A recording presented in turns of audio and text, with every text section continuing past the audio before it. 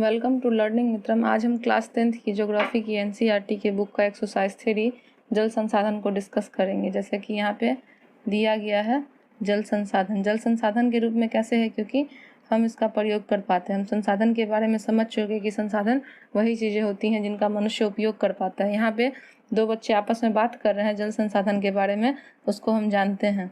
पिंकी, क्या तुम टीवी पर असम में आई बाढ़ पर दिल दहलाने वाली रिपोर्ट देखी? हे भगवान, उसमें क्या प्रलय मचाई है। रास्ते में जो कुछ भी आया बर्बाद कर दिया और अपने साथ बहा ले गई। यहाँ पे जो चिंटू है वो पिंकी से बोल रहा है कि टीवी पे जो एक न्यूज आई थी असम की, उसमें बाढ़ की रिपोर्ट दी गई थी, जिसमें बाढ़ की स्थिति कैसी थी, तो प्रलय की जैसी थी। वहाँ पे बाढ़ का पानी जो भी आया उसने क्या किया, उसके रास्ते में जो कुछ भी आता चला गया उसे बर्बाद कर दिया। मतलब पूरा जो असम है उसमें तबाही मचा दी गई। पिंकी बोलती है, हाँ चिंटू, मैंने देखा है। क्या यह आश्चर्यजनक नहीं है कि जल जीवन भी दे सकता है और ले भी सकता है। हम पानी के बिना क्या करेंगे? मेरे पिताजी मुझे बता रहे थे कि उनके कारखाने में बहुत सारी चीज़ों के लिए जल की आवश्यकता होती है। क्या तुम जानते हो कि मशीनों को ठंडा करने के लिए भी जल की आवश्यकता होती है? कारखाना भी जल विद्युत संयंत्र द्वारा पैदा हुई बिजली से चलता है। अब मैं समझ सकती हूँ कि विभिन्न युगों में मानव नदियों और अन्य जल स्रोतों के जैसे झरने, झील, पोखरों को मरुधान के आसपास क्यों बसाता था। जल एक संसाधन के रूप में हमने जाना। और यहाँ पे पिंकी और चिंटू आपस में बात करते हैं, जिसमें कि पिंकी जवाब देती है चिंटू को कि मैंने देखा है, और जल जो है वो सिर्फ जीवन देता भी है तो वो जीवन ले भी सकता है। जैसे कि हमने बाढ़ के बारे में जाना और सुनामी वगैरह के बारे में भी हम जानते हैं। उसके अलावा जल के कोई एक प्रयोग नहीं है, इसके अनेकों प्रयोग हैं। हम पीने में इसका प्रयोग करते हैं, नहाने में, खाना बनाने में, घर धोने में, और जितने भी बड़ी फैक्ट्रियां हैं उनके मशीनों को ठंडा रखने में भी जल का प्रयोग किया है। तो जल जो है वो जीवन भी है, और हम क्या करते हैं, इसका बहुत सारे चीज़ों में प्रयोग करते हैं। कारखाने में भी जो विद्युत संयंत्र चलते हैं उनमें भी जल का प्रयोग किया जाता है। और जल के स्रोत जो हैं वो झरना, झील, पोखर और भी बहुत सारे अन्य स्रोत भी हैं। प्राचीन समय में जो है लोग नदी के पास ही अपने घर बार बनाया करते थे, ताकि जो है उन्हें जल की भी किसी प्रकार की दिक्कत न हो। अब हमने जाना कि जल के बारे में कि जल जो है संपूर्ण पृथ्वी पर 3/4 ढका हुआ है। इसलिए पृथ्वी को हम लोग नीला ग्रह के भी नाम से जानते हैं। मतलब पृथ्वी पे जो है वो 3/4 भाग जो है वो जल ही है, इसलिए यह नीला ग्रह कहलाती है। और यहाँ पे जो है पीने का पानी वो 0.03% ही हमें मिल पाता है। मतलब पीने का पानी यहाँ पे कम है। बाकी जो जल है वो मृदु जल है, और जो अन्य जल हो गए उनमें नमक मिला हुआ है, खारे पानी के जल है, हम इसे पीने में प्रयोग नहीं कर सकते हैं। तो चलिए अब इसको समझते हैं कि अलवणीय जल हमें सतही, अपवाह और भौम जल स्रोतों से प्राप्त होते हैं। जिन जल का प्रयोग हम पीने वगैरह में करते हैं वो हमें कहाँ से मिलते हैं? भूमि जल स्तर से। ये भूमि जल स्तर कैसे बनते हैं? तो वर्षा का जो पानी है वो धरती पर गिरता है और उसके बाद जमीन के अंदर जो है वो रिसकर चला जाता है। जमीन के नीचे रिसने के बाद इसमें बहुत सारे लेयर होते हैं जिनमें जल जमा हो जाता है, और यही जल जो है वो भूमिगत जल कहलाता है। आज जो है भूमिगत जल का स्तर काफ़ी ज़्यादा घट गया है। पहले चापाकल के माध्यम से जो है जल हमें प्राप्त हो जाती थी, या कुओं के माध्यम से, लेकिन आज जो है आज की स्थिति यह है कि जल प्राप्त करने के लिए हमें या तो मोटर की आवश्यकता है या फिर बोरिंग की आवश्यकता है।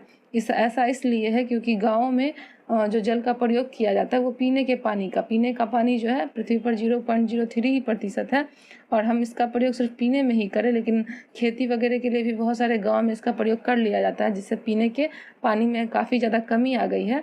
और यहाँ पे मतलब एक आंकड़ा भी दिया गया है कि ऐसी भविष्यवाणी है कि 2025 में 20 करोड़ लोग जो है वो जल की नितांत कमी को झेलेंगे। मतलब उन्हें जो है जल में काफ़ी ज़्यादा दिक्कतें आएंगी। जैसे अभी भी हम लोग अपने आसपास के क्षेत्रों में गर्मी के मौसम में जल की जो कमी है उनको झेल रहे हैं, लेकिन आने वाले समय में हमें और भी जल की कमी को झेला जा सकता है। और जल जो है वो दुर्लभ संसाधन बन जाएगा। जल दुर्लभ संसाधन है नहीं, लेकिन मानवीय क्रियाकलापों के कारण जल जो है आज दुर्लभ संसाधन बनता जा रहा है। जल के विशाल भंडार है और इसके नवीकरण योग्य गुण होते हुए भी यह सोचना मुश्किल है कि हमें जल की दुर्लभता का सामना करना पड़ सकता है। जैसे ही हम जल की कमी की बात करते हैं तो हमें तत्काल ही कम वर्षा वाले सूखाग्रस्त इलाकों का ध्यान आता है। आप भी अपने आसपास बहुत सारे इलाकों को देखिए जहाँ जल उपलब्ध नहीं होता है और उसे सूखाग्रस्त की श्रेणी में रखा गया है। समय और स्थान के अनुसार जो है विभिन्नताएं हैं, मतलब भारत भी विभिन्नता वाला देश है। और आप भी अपने घर में जितना भी जल प्रयोग करते हैं आप उसके अनुसार अनुमान लगा सकते हैं कि प्रति व्यक्ति जो है जल व्यक्ति कितना खर्चा कर सकता है, और हम उसे बचाने के भी साधन का प्रयोग कर सकते हैं। जैसे कि जो भी जल बच जाते हैं कपड़े धोने के बाद, उन जलों का प्रयोग जो है हम पेड़ पौधों में डालने के लिए, घर साफ करने में कर सकते हैं। तो इस तरीके से हम क्या करेंगे, जल को संरक्षण कर सकते हैं। और अगर जल का असमान वितरण की प्रक्रिया चलती रही तो आने वाले समय में जल में बहुत सारी दिक्कतें हो सकती है। पृथ्वी पर तो जल 0.03% है, लेकिन आज बढ़ती जनसंख्या के कारण जो है जल जो है वो दुर्लभ होते जा रहा है। इसमें काफ़ी ज़्यादा कमी होते जा रही है, क्योंकि जल का प्रतिशत उतना ही और जनसंख्या दिन प्रतिदिन बढ़ती जा रही है। और इसके वितरण के कारण जो है परिणाम भयानक भी हो रहे हैं। जनसंख्या एक ऐसी चीज़ है जिसके कारण लोग घरेलू उपयोग में जल का प्रयोग करते हैं, और अन्य चीज़ों में भी, जैसे कि खेती वगैरह में भी बहुत सारे जलों का प्रयोग किया जाता है। तो जितनी ज़्यादा जनसंख्या होगी उतना ज़्यादा जल का प्रयोग भी होगा। तो जल के प्रयोग होने के कारण जो है आज जल का स्तर काफ़ी ज़्यादा घट गया है। अगर हम सही तरीके से जल का प्रयोग करें तो हम भविष्य में जल को बचा कर रख सकते हैं, लेकिन अगर हम जल का प्रयोग नहीं, मतलब बेइंतहा करते हैं, बहुत ज़्यादा करते हैं, तो जल हमें भविष्य में नहीं मिल सकेंगी। आप अगर जान लीजिए कि कोई स्थान सूखा है तो वहाँ पे ज़्यादा जल की आवश्यकता होती है, क्योंकि सूखाग्रस्त इलाके में जो भूमि होती है वो ज़्यादा जल को सोखती है। तो बहुत सारे ऐसे इलाके हैं, अगर आप अफ्रीका की बात करें तो वहाँ पानी की दिक्कत जो है बहुत समय से, आने वाले भविष्य में हमारी स्थिति भी वैसे ही हो जाएगी। लोगों को पीने का पानी जो है बहुत अधिक किलोमीटर तक जाना पड़ता है पैदल पानी लाने के लिए। तो अफ्रीका में बहुत ज़्यादा जल की कमी है। यहाँ पे देखिए 2 चित्र दिए गए हैं, water water everywhere not a drop to drink. मतलब यहाँ पे पानी आपको बहुत दिख रहा है लेकिन पीने योग्य नहीं है, क्योंकि यह पानी जो है वो गंदा है। एक और इजराइल जैसे 25 सेंटीमीटर औसत वार्षिक वाले देश में जल की कोई अभाव नहीं है, तो दूसरी ओर 114 सेंटीमीटर औसत वर्षा वाले क्षेत्रों में हमारे देश में प्रतिवर्ष भाग में सूखा आता है। जैसे यहाँ पे एक एग्जांपल दिया जा रहा है कि इजराइल में 25 सेंटीमीटर वर्षा होती है, लेकिन वहाँ पे जल का अभाव नहीं होता, क्योंकि वहाँ के लोग जल का संरक्षण करना जानते हैं। और हमारे यहाँ भारत में 114 सेंटीमीटर तक वर्षा होती है, लेकिन फिर भी यहाँ पे हमें हर वर्ष जो है सूखा झेलना पड़ता है। देश में जल की उपलब्धता और उसके स्वरूप के अनुसार समुचित जल प्रबंधन होने के कारण ही वर्षा का जल नदी नालों में तेजी से बहकर चला जाता है। अगर हम जल का संरक्षण करें, मतलब अपने घर पर एक कुंड बनाकर वर्षा का जल सिंचित कर रखें, तो हम जो है पीने के पानी का जो प्रयोग करते हैं अन्य चीज़ों में, उसको हम बचा कर रख सकते हैं। गुजरात और अन्य जैसे शहरों में जो है ये प्रबंधन किए गए हैं। आप भी अपनी छत पर जो है कुंड बनाकर जल का प्रयोग जो है वो कर सकते हैं। बहुत सारे जगह जहाँ पर जल की दिक्कतें हैं काफ़ी ज़्यादा, वहाँ इन व्यवस्थाओं का प्रयोग किया जाता है। ये मूल कारण देश में जलीय अभाव के कारण, जिस पर हम उचित प्रबंध के द्वारा नियंत्रण कर सकते हैं। यहाँ पे देखिए जो एक महिला है वो पानी लाने जा रही है कश्मीर में अर्थक्वेक के समय। Survivor carries water into snow इन डिवास्टेड विलेज। यहाँ पे जो है भूकंप होने के कारण जो है लोग पीने के पानी को दूर दूर स्थानों से लाकर लेते आते हैं, जहाँ पे उन्हें काफ़ी ज़्यादा दूर पैदल जाना पड़ता है। यहाँ पे देखिए कुछ मतलब औरतें हैं जो पानी के लिए लाइन लगाए खड़ी हैं। यहाँ पे पानी की कमी और दुर्लभता को यह चित्र जो है वो दर्शा रहा है। हम टेलीविज़न में विज्ञापन देखते हैं और क्या क्या देखते हैं कि खेतों और अपने निजी कुएँ और नलकूप जिनके सिंचाई करने से उत्पादन बढ़ा है, परंतु आपने सोचा है कि इसका परिणाम क्या हो सकता है? इसके कारण भौम जल स्तर नीचे गिर सकता है, लोगों के लिए जल की उपलब्धता में कमी हो सकती है और भोजन सुरक्षा खतरे में पड़ सकती है। कहने का अर्थ यह है कि पीने का जो पानी है वो हमारे लिए अत्यंत उपयोगी है। बिना जल के जीवन संभव नहीं है, इसलिए यह कहा भी जाता है कि जल ही जीवन है। जैसे कि बढ़ती जनसंख्या के अनुसार खेती में मांग भी काफ़ी ज़्यादा बढ़ गई है। आज हम देखते हैं कि गेहूँ और चावल और बहुत सारे ऐसे खाद्य पदार्थ हैं जिनका उत्पादन बड़े विशाल तौर पर किया जाता है। इसमें बहुत ज़्यादा जल की आवश्यकता होती है और इसमें जो जल की पूर्ति की जाती है वो भौम जल स्तर से की जाती है, जो पीने का पानी है। तो भौम जल स्तर का बड़ी संख्या में निकल जाना खेतों में, जिस कारण पानी की दिक्कत हमें झेलने को मिलती है। और इस तरीके से अगर यही चलता रहा तो आने वाले समय में हमें भोजन में भी दिक्कत पड़ सकती है, क्योंकि अगर पानी ही नहीं रहेगा तो हम सिंचाई कैसे करेंगे। स्वतंत्रता के प्राप्त भारत में तेजी से औद्योगिकरण और शहरीकरण हुआ और इसके विकास के कारण जो है बहुराष्ट्रीय कंपनियां MNCs बड़े औद्योगिक घरानों के रूप में फैली। उद्योगों की बढ़ती संख्या के कारण अलवणीय जल संसाधनों पर दबाव बढ़ा रहा।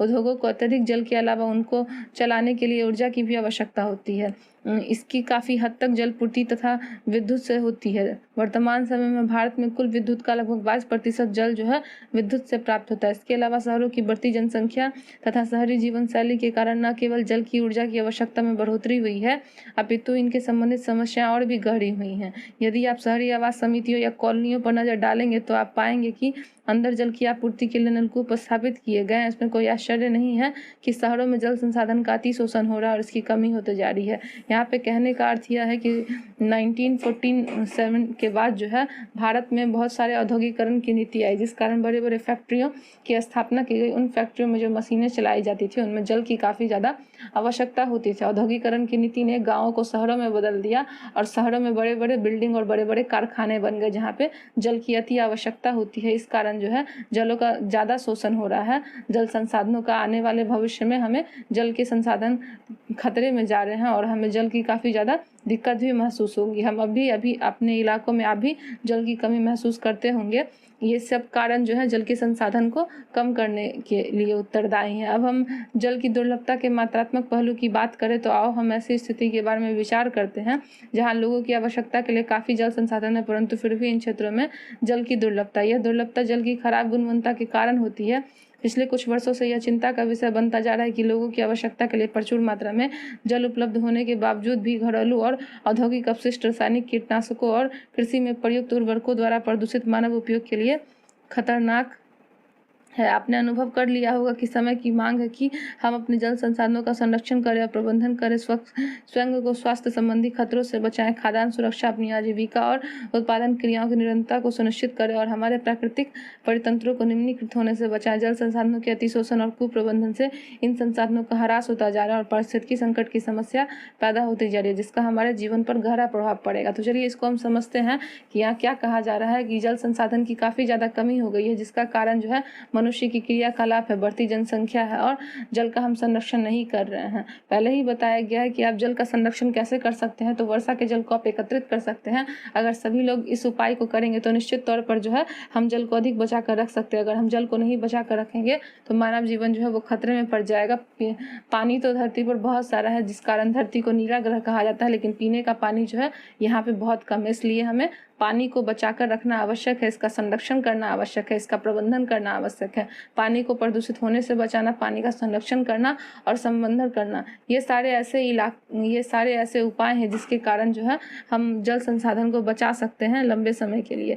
भारत की नदियाँ, विशेषकर छोटी सरिताएं, जहरीली धाराओं में परिवर्तित हो गई और बड़ी नदियाँ जैसे कि गंगा और यमुना कोई भी शुद्ध नहीं है। बढ़ती जनसंख्या, कृषि, आधुनिकीकरण, नगरीकरण, औद्योगिकरण का भारत की नदियों पर दुष्प्रभाव पड़ा है और हर दिन घटाता जा रहा है। इससे संपूर्ण जीवन खतरे में है। मानव ने खुद ही अपने जीवन को खतरे में डाल लिया है, क्योंकि बहुत सारे औद्योगिकरण नीति के कारण जो है बड़े बड़े बिल्डिंग और बड़े बड़े कारखानाओं के कारण उनसे निकलने वाले जो प्रदूषित मल होते हैं वो जाकर नदियों में मिल जाते हैं। इस कारण हम क्या देखते हैं कि भारत में बहुत सारी नदियां हैं लेकिन वो अधिकतर जो है प्रदूषित है। जैसे यमुना की बात की जाए तो दिल्ली में बहुत सारी ऐसी फैक्ट्रियां हैं जिनकी मतलब जो गंदे होते हैं, जो प्रदूषित कच्चे माल होते हैं, उनसे जो निकलने वाले रसायन होते हैं वो जाकर नदियों में मिल जाता है और नदी के जल को प्रदूषित करते हैं। इनका रंग जो है आज बदल चुका है। अगर कोई भी जानवर उस पानी को पीता है तो वो मर जाएगा। उसमें रहने वाले जो जीव जंतु होते हैं जैसे कि मछली, अगर हम उनको खाते हैं तो हम भी असमय बीमार पड़ सकते हैं। अगर हम जल को शुद्ध नहीं रखेंगे तो आने वाले भविष्य में जो है बहुत चिंताएं बढ़ सकती हैं। चाहे गंगा नदी हो, यमुना नदी हो या अन्य कोई भी नदियां हो। गंगा नदी पवित्र मानी जाती है लेकिन इंसानी क्रियाकलापों के कारण जो है यह आज अपवित्र हो गई है। तो जो नदियां हमें पवित्र कर सकती थी, आज मानवीय क्रियाकलापों के कारण वो जो है अपवित्र बनती जा चुकी हैं। उसमें कचरा फेंकना, मवेशियों को नहलाना या घर से निकलने वाले मल जो होते हैं वो नालियों से जाकर नदी में ही जाकर मिल जाते हैं, जिस कारण बढ़ती जनसंख्या का पूरा प्रभाव जल संसाधन पर पड़ रहा है। अपने दिन प्रतिदिन के अनुभव के आधार पर जल संरक्षण के लिए एक संक्षिप्त प्रस्ताव लिखें। आप भी जल संकट के बारे में जानते हैं, जल संकट को समझते हैं। हम इसे किस तरीके से संरक्षित कर सकते हैं, अपने आसपास के इलाकों में आप जाइए, उसे ढूंढिए और इस पर एक टिप्पणी भी लिख सकते हैं। बहुउद्देशीय नदी परियोजनाएं और समन्वित जल संसाधन प्रबंधन। हम जल का संरक्षण और प्रबंधन कैसे करें? पुरातत्व वैज्ञानिक और ऐतिहासिक अभिलेख दस्तावेज बताते हैं कि हमें प्राचीन काल से ही सिंचाई के लिए पत्थर और मलबे से बांध, जलाशय अथवा झीलों के तटबंध और नहरों जैसी उत्कृष्ट जलीय कृतियां बनाई। इनमें से कोई आश्चर्य नहीं है कि हम परिपाटी आधुनिक भारत में भी जारी रखें और अधिकतर नदियों के बेसिनों में बांध बनाएं। यहाँ पे कहने का अर्थ है कि जल संसाधन का प्रबंधन करना आवश्यक है। प्राचीन और ऐतिहासिक समय में जो है उस समय से ही जल के बारे में जो है संरक्षण के लिए बहुत सारे उत्कृष्ट हमें मिले भी हैं। जलाशय और झीलों का तटबंधन किया जाना, जिससे कि जलीय कृतियाँ बनाई जाती थी, और हम आज भी इन चीज़ों को कर सकते हैं। बांध जैसे कि हम बनाते हैं जल को संरक्षण करने के लिए। प्राचीन भारत में जलीय कृति क्या थी कि ईसा के 1 शताब्दी से पहले इलाहाबाद के नज़दीक जो है श्री बंगेरा में गंगा नदी की बाढ़ से जल को संरक्षित करने के लिए एक उत्कृष्ट जल तंत्र बनाया गया, ताकि जल को वहां रोका जा सके और इस जल का प्रयोग किया जा सके। चंद्रगुप्त मौर्य के समय जो है बृहद स्तर पर बांध, झील और सिंचाई तंत्र बनाए गए। इससे भी जल का संरक्षण किया जा सकता था, ताकि जो है पानी बाढ़ का दूसरे स्थानों पर बहकर नहीं चला जाए। कलिंग, नागार्जुन, बेन्नूर कर्नाटक और कोल्हापुर महाराष्ट्र में उत्कृष्ट सिंचाई तंत्र होने के सबूत मिले हैं। अपने समय में सबसे बड़ी कृत्रिम झीलों में एक भोपाल झील भी है, जो 11वीं सदी में बनाई गई थी। कृत्रिम झील मानव स्वयं बनाता है, जैसे गड्ढे खोदकर या कुंड बनाकर। तो प्राचीन समय में भी इन झीलों का निर्माण हो सकता था। आप भी इन झीलों का निर्माण कर सकते हैं। 14वीं शताब्दी में इल्तुतमिश ने दिल्ली में सिर फोर्ट में जल की सप्लाई के लिए हौज खास बनवाया था, जिसमें कि पानी जमा किया जाता था। इसमें बहुत सारे राजाओं ने जो प्राचीन समय में जल को संरक्षित करने के लिए बहुत सारे उपाय किए, बांध का निर्माण, झीलों का निर्माण और कृत्रिम झील भी बनवाए। वे इन चीज़ों का काफ़ी ज़्यादा ख्याल रखते थे, और हम देखते हैं कि प्राचीन समय में भी जल का संरक्षण जो है वो किया जाता था। अब चलिए इसे हम देख लेते हैं कि जब बांध रहते हैं तो बांध क्या करते हैं, जल को रोकने का काम करते हैं, दिशा देने का काम करते हैं, और जो है जलाशय, झील अथवा जल भरण बनाती है। बांध का अर्थ जलाशय से लिया जाता है। इसके ढांचे से अधिकतर बांधों में एक ढलवा हिस्सा होता है, जिसके ऊपर या अंदर तक जल रुक रुक कर या लगातार बहता है। बांधों का वर्गीकरण उनकी संरचना और उद्देश्य या ऊंचाई के आधार पर किया जाता है। संरचना और उसमें प्रयुक्त पदार्थ के आधार पर बांधों को लकड़ी और बांध, तटबंध या पक्का बांध के अलावा कई उपवर्गों में बांटा जाता है। ऊंचाई के अनुसार बांधों को बड़े बांध और मुख्य बांध या नीचे बांध, मध्यम बांध और उच्च बांधों में वर्गीकृत किया जा सकता है। आज प्रत्येक देश में जो है बांध बनाने की योजना जो है नदी संरक्षण के लिए ही है। बांध ऊंचे ऊंचे बनाए जाते हैं ताकि नदियों का जल जो है वो संरक्षित किया जा सके। बड़े बड़े डैम भी बनाए जाते हैं, जैसे कि यहाँ पे देखिए हीराकुंड बांध का एक चित्र दिख रहा होगा आपको, जैसे जल को संरक्षित किया जा सकता है। और नदियों से हम क्या करते हैं, तो नदियों से हम विद्युत भी पैदा करते हैं। बांध क्या है, क्या वे हमें जल संरक्षण और प्रबंधन में सहायक हैं? परंपरागत बांध नदियां और वर्षा जल को इकट्ठा करने के बाद में उसे खेतों की सिंचाई के लिए उपलब्ध करवाते हैं। आजकल बांध सिर्फ सिंचाई के लिए नहीं बनाए जाते हैं, अपितु इनका उद्देश्य विद्युत उत्पादन, घरेलू और औद्योगिक उपयोग, जल आपूर्ति, बाढ़ नियंत्रण, मनोरंजन, आंतरिक नौचालन और मछली पालन के लिए भी होता है। इसलिए बांधों को बहुउद्देशीय परियोजना कहा जाता है, जहां जल एकत्रित के अनेक प्रयोग समन्वित होते हैं। उदाहरण के तौर पर सतलुज ब्यास बेसिन में भाखड़ा नांगल परियोजना जल विद्युत उत्पादन और सिंचाई दोनों के काम में आती है। इसी प्रकार महानदी बेसिन में हीराकुंड परियोजना जल संरक्षण और बाढ़ नियंत्रण का समन्वय है। हमने बाढ़ के बारे में जाना कि बाढ़ का संबंध, बांध का संबंध किससे होता है, तो जल संरक्षण से होता है। हम क्या कर सकते हैं, तो बांध के द्वारा पानियों को इकट्ठा करके रख सकते हैं। इससे खेत की सिंचाई कर सकते हैं, मत्स्य पालन कर सकते हैं, इलेक्ट्रिसिटी बना सकते हैं, और जल का उपयोग जो है घरेलू कार्यों में भी कर सकते हैं। जल संसाधन का प्रयोग जो है मनोरंजन के लिए किया जाता है, नौचालन के लिए भी किया जाता है। तो जल संरक्षण का प्रयोग बांध के आधार पर हम बहुत सारे रूपों में कर सकते हैं। स्वतंत्रता प्राप्ति के बाद शुरू की गई समन्वित जल संसाधन प्रबंधन उद्गम उपागम आधारित बहुउद्देशीय परियोजनाओं को औपनिवेशिक काल में बनी बाधाओं को पार करते हुए देश को विकास और समृद्धि के रास्ते पर ले जाने वाले वाहन के रूप में देखा गया। जवाहरलाल नेहरू गर्भ से बांधों को आधुनिक भारत के मंदिर कहे जाते थे। उनका मानना था कि इन परियोजनाओं के चलते कृषि और ग्रामीण अर्थव्यवस्था, औद्योगिकरण और नगरीय व्यवस्था समन्वित रूप से विकास करेंगी। पिछले कुछ वर्षों में बहुउद्देशीय परियोजनाएं और बड़े बांध के कारण जो है पर निरीक्षण का विरोध और विषय बन गया है। अब हम इसे समझते हैं कि जो बांध की परियोजना है उसको बहुउद्देशीय परियोजना के नाम से जाना जाता है, क्योंकि इसमें अनेक कार्य होते हैं। और जवाहरलाल नेहरू ने जो है बांधों को क्या कहा था, तो भारत का मंदिर कहा था। ये अक्सर पूछा जाता है कि मतलब भारत के मंदिर जो है, आधुनिक भारत के मंदिर किसे कहे जाते हैं, और ये कथन किसका है, तो जवाहरलाल नेहरू का यह कथन है। परंपरागत तरीकों से बांध बनाने की कला, विधि और सिंचाई कार्यों में अधिक पता लगा कि किस तरीके से प्राचीन समय में बांध बनाया जाता था और फिर उनमें क्या अंतर है।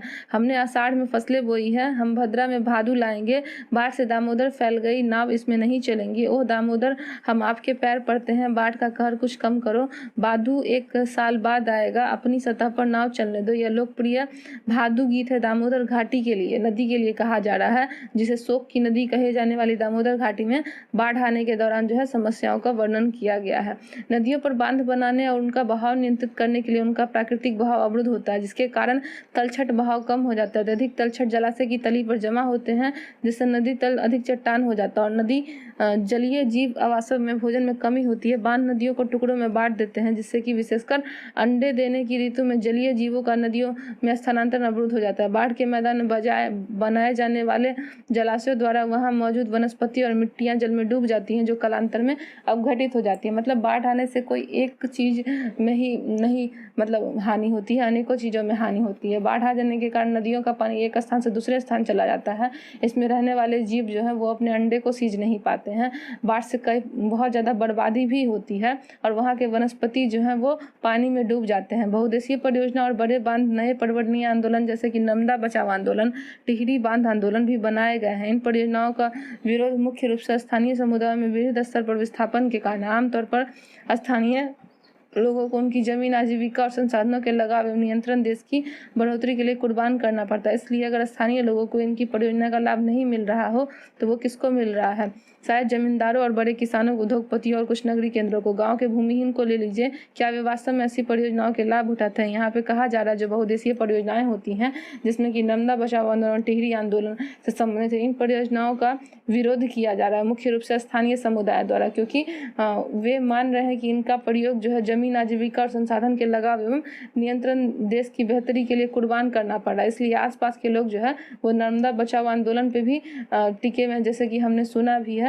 नर्मदा बचाओ आंदोलन जो है वो वहाँ के स्थानीय लोगों के ही द्वारा किया जा रहा था, ताकि जो जमींदार और बड़े किसान हैं वो इसका उपयोग जो है बहुत अधिक नहीं कर सके, जिस कारण जो है नदी पर प्रभाव पड़ता है। सिंचाई के लिए कई क्षेत्रों में फसल प्रारूप परिवर्तन कर दिया गया है, जहाँ किसान जल गहन और वाणिज्य फसलों की ओर आकर्षित होते हैं, क्योंकि किसान और जमींदार अपने फायदों के लिए इसका प्रयोग करते हैं और इनसे जो भी हानियां होती हैं वे इसे नहीं देखते हैं या इन पर कोई ध्यान भी नहीं देते हैं। इससे मृदाओं में लवणीय जैसे कि गंभीर परिस्थिति के परिणाम हो सकते हैं। इस दौरान जो अमीर भूमि मालिक होते हैं और गरीब भूमिहीन सामाजिक दूरी बढ़ाकर सामाजिक परिदृश्य बदल दिया जाता है। जैसा कि हम देख सकते हैं कि बांध उसी जल के अलग अलग उपयोगों और लाभ चाहने वाले लोगों के बीच संघर्ष पैदा करता है। गुजरात में साबरमती बेसिन में सूखे के दौरान नगरीय क्षेत्रों में अधिक जलापूर्ति देने पर परेशान किसान उपद्रव पर उतारू हो गए और बहुउद्देशीय परियोजनाओं के लागत और लाभ के बंटवारे को लेकर अंतरजातीय झगड़े आम होते जा रहे हैं। जैसे कि यहाँ पे कहा जा रहा है कि जो भूमि मालिक होते हैं और अमीर लोग, वो लोग अपने पैसे के लिए केवल इसका प्रयोग करते हैं और गरीब भूमिहीन समाज उनसे क्या करते हैं, सामाजिक दूरी बना रहते हैं, जिस कारण जो है इन दोनों में झगड़ा होना स्वाभाविक है, क्योंकि ये लोग लाभ कमाने के चक्कर में इन पर ध्यान नहीं देते हैं। नर्मदा आंदोलन इसी का एक उदाहरण है कि गैर सरकारी संगठन NGO है जो जनजातीय लोग, किसान, वहीं के लोगों के द्वारा जो है मानव अधिकारकर्ताओं को गुजरात में नर्मदा नदी पर सरदार सरोवर बांध बनाने के विरोध में लामबंद करते हैं। मूल रूप से शुरू में वहाँ आंदोलन जंगलों के बांध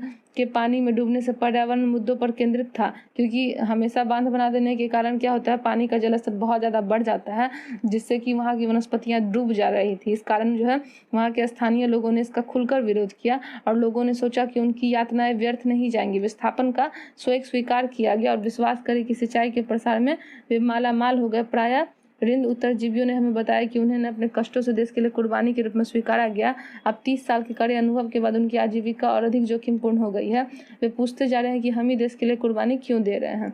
ये जो स्रोत है ये SK Sharma, belly of the river tribal conflict over development in Narmada valley A Baviskar 1995 के द्वारा उद्धृत है, जहाँ के स्थानीय लोगों ने नर्मदा नदी को बचाने के लिए प्रयास किया। क्या आप जानते हैं कि कृष्णा और गोदावरी विवाद की शुरुआत महाराष्ट्र सरकार द्वारा कोयना पर जल विद्युत परियोजना के लिए बांध बनाकर जल की दिशा परिवर्तन करके कर्नाटक और आंध्र प्रदेश सरकार द्वारा आपत्ति जताए जाने से इन राज्यों में पड़ने वाली नदी के निचले हिस्सों में जल प्रवाह कम हो जाएगा, कृषि और उद्योगों पर विपरीत असर पड़ेगा। आज जल की परियोजनाओं के बारे में बहुत सारी ऐसी मतलब कार्य होते हैं जो वहाँ के लोगों के लिए परेशानी का वातावरण बना देते हैं। कहने का अर्थ यह है कि जो असम वगैरह है और आंध्र प्रदेश है, वहाँ पे पानी की दिक्कत है, कभी कभी हो जाती है, जिस कारण वहाँ की नदी को महाराष्ट्र सरकार चाह रही थी कि विद्युत जल परियोजना के कारण इसकी दिशा मोड़ दी जाए, लेकिन वहाँ के लोगों ने इसका विरोध किया कि आंध्र प्रदेश के लोगों ने इसका विरोध किया कि अगर यह किया जाएगा तो यहाँ के लोगों को पानी की दिक्कतें हो जाएंगी। और यह जो है जल विवाद की एक सूची भी बन गई। अंतर्राष्ट्रीय जल विवाद की एक सूची तैयार करें। आप भी अपने आसपास के क्षेत्रों में देखें कि लोग किस तरीके से जो है अपने फ़ायदे के लिए और किस तरीके से दो भी पक्ष जो होते हैं आपस में लड़ाई करते हैं। ये देखिए भारत और उनकी मुख्य नदी और बांध है, जैसा कि यहाँ पे आपको दिख रहा होगा सतलुज नदी, रावी नदी, चेनाब नदी, झेलम नदी, पाकिस्तान सिंधु नदी, यहाँ पे सलाल प्रोजेक्ट है, व्यास नदी है, भाखड़ा नांगल है। आपको ये जो काले काले डॉट में दिख रहे होंगे ये सारे बांध के नाम है, सलाल प्रोजेक्ट और भाखड़ा नांगल। फिर टिहरी बांध, यहाँ पे आपको गंगा नदी दिख रहा है, यहाँ पे कोटा बैराज है, राणा प्रताप सागर है, गांधी सागर। हम देख सकते हैं कि बहुत सारी नदियाँ और उसके ऊपर जो है बांध बनाई गई है। यहाँ पे सरदार सरोवर है, नर्मदा नदी और तापी नदी है, गोदावरी नदी है, इस पर पवाड़ा बांध है, नागार्जुन सागर बांध है, कोयना है जो कृष्णा नदी पे है, तुंगभद्रा नदी है, उसके अलावा हीराकुंड बांध है, रिहंद है, कोनार है, मेथान है, तिलैया है। ये सारे बांधों के नाम हैं और उनसे संबंधित नदियाँ हैं। यहाँ पे मेट्टूर है जो कि कावेरी नदी के ऊपर है, पेरियार बांध है। यहाँ पे आपको बहुत सारे बांध दिख रहे होंगे और उनके नीचे जो नदियाँ हैं न, इन नदियों के ऊपर जो है बांध बनाए गए हैं। यही मुख्य नदियाँ हैं भारत की। नदी परियोजनाओं पर उठी अधिकतर आपत्तियां जो है उनके उद्देश्यों में विफल हो जाने के कारण यह एक विडंबना है कि बाढ़ नियंत्रण के लिए जो बनाया गया उनके जलाशय में तलछट जमा होने से बाढ़ आने का कारण बन जाता है। अधिक वर्षा होने के कारण दशा में बड़े बांध भी बाढ़ नियंत्रण में असफल रहते हैं। आपने पढ़ा होगा कि 2006 में महाराष्ट्र और गुजरात में भारी वर्षा के कारण बांधों ने छोड़ गए, जल की वजह से बाढ़ की स्थिति और भी विकट हो गई। इन बाढ़ों से न केवल जान और माल का नुकसान हुआ अपितु वृहत स्तर पर मृदा अपरदन हुआ। बांधों के जलाशय पर तलछट जमा हो जाने का अर्थ है कि यह तलछट जो कि एक प्राकृतिक उर्वरक बाढ़ के मैदानों तक नहीं पहुंचती, जिसके कारण भूमि निम्नीकरण की समस्या होती है। यह भी माना जाता है कि बहुउद्देशीय योजनाओं में भूकंप आने के कारण की संभावना बढ़ गई है और अत्यधिक जल उपयोग से जल जनित बीमारियां जो है फसलों में कीटाणु जनित बीमारियों और प्रदूषण फैलाते हैं। हमने जाना कि जो बांध बनाए जाते हैं इंसान अपने लिए उनका प्रयोग करने के लिए बनाते हैं, क्योंकि बांध बनाने के पीछे जो है बहुउद्देशीय योजनाएं होती हैं जिससे कि उनको फायदा हो सके। लेकिन इसके पीछे जो है बहुत सारे कारण भी हैं, जिस कारण जो है बहुत सारे बांध बनाने के कारण अगर भारी वर्षा होती है तो उस समय जल को नहीं रोक पाते और आप देखते हैं कि महाराष्ट्र और असम जैसे इलाकों में, आंध्र प्रदेश में जो है बांध बनाने के कारण यहाँ पे नदी को रोकने के कारण जो है बाढ़ की स्थिति पैदा हो जाती है और बाढ़ के कारण जो है नदियों का हम लोग क्या देखते हैं, भयंकर रूप देखते हैं। एक स्थान से दूसरे स्थानों पर चली जाती है, यहाँ की उर्वर मिट्टी जो है उसको भी बहाकर बाढ़ ले जाती है और जो भी नदियाँ होती हैं उनमें रहने वाले जीव जंतु भी काफ़ी ज़्यादा मर जाते हैं। लोगों का जो जीवन है वो भी काफ़ी ज़्यादा खतरे में आ जाता है। उसके अलावा जो है अत्यधिक जल के उपयोग से जल जनित बीमारी, हैजा, टाइफाइड ये सब हो जाता है और जो खेत वगैरह हैं वो भी प्रदूषित हो जाते हैं, वहाँ जो खेत होते हैं वो भी बर्बाद हो जाते हैं।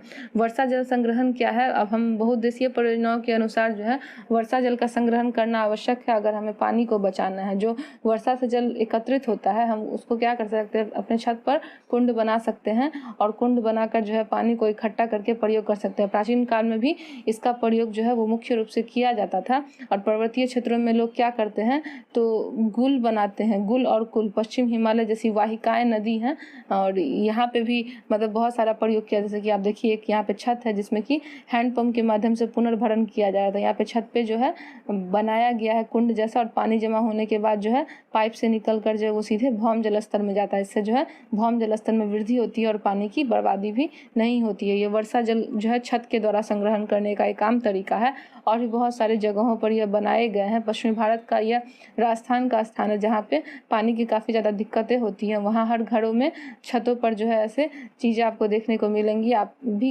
ये कार्य कर सकते हैं कि अपने छतों पर, घरों पर जो है इस तरीके के कुंड बनाकर जल को संग्रहित कर सकते हैं, जिससे कि हम पानी का प्रयोग अन्य इलाकों में कर सकें और पानी से होने वाली जो भी समस्या है उसको हम दूर कर सकें।